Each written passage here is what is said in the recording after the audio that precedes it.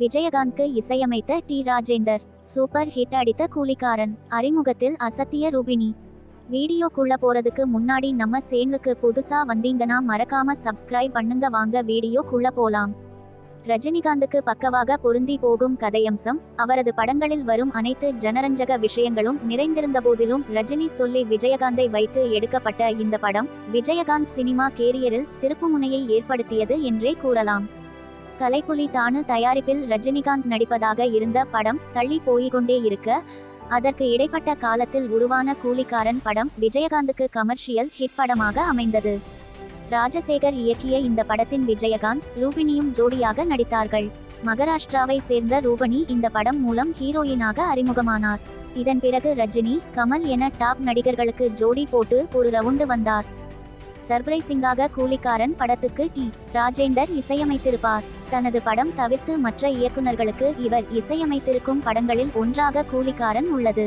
பாடல் வரிகளும் இவரேதான் எழுதியிருப்பார். படத்தில் இடம்பிடித்த அனைத்து பாடல்களும் அப்போது சூப்பர் ஹிட் ஆகின. ஆக்ஷன் த்ரில்லர் பாணியில் உருவான கூலிக்காரன் திரைப்படம் அனைத்து சென்டர்களிலும் நல்ல வரவேற்பை பெற்று வசூலை அள்ளியது.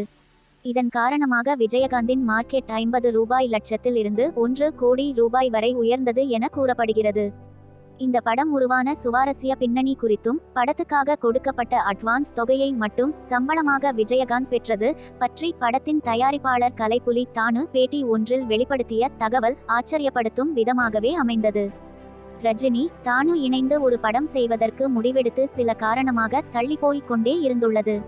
இதனால் ரஜினி வேறு ஹீரோவை வைத்து படம் செய்து விட்டு வாருங்கள், பின்னர் நாம் இணைந்து பணியாற்றலாம் என்று தானுவிடம் கூறியதோடு, இந்தியில் சூப்பர் ஹிட்டான காளியா என்ற படத்தை விஜயகாந்தை வைத்து தயாரிக்குமாறும் சொல்லியுள்ளார். பின்னர் இதற்கான பணிகள் முறையாக செய்த தானு, விஜயகாந்த் கால்ஷீட்டையும் பெற்று படத்தில் நடிக்க வைத்தார்.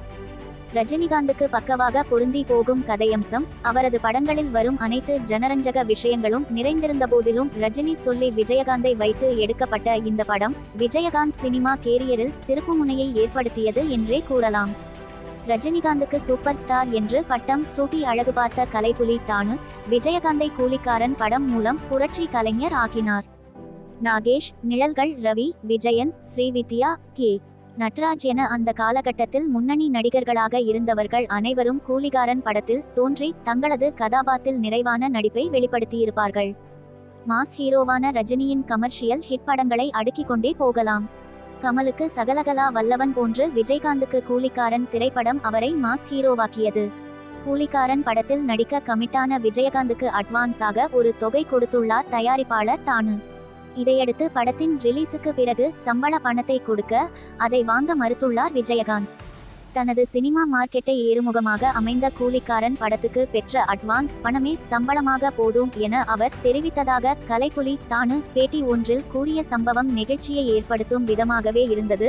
1980களில் வெளியான மாஸ் ஹிட் படங்களில் ஒன்றான கூலிக்காரன் வெளியாகி இன்றுடன் 37 ஆண்டுகள் ஆகிறது. இந்த வீடியோ பிடித்திருந்தால் மறக்காம சப்ஸ்கிரைப் பண்ணுங்க. நெக்ஸ்ட் வீடியோல சந்திப்போம். பாய்.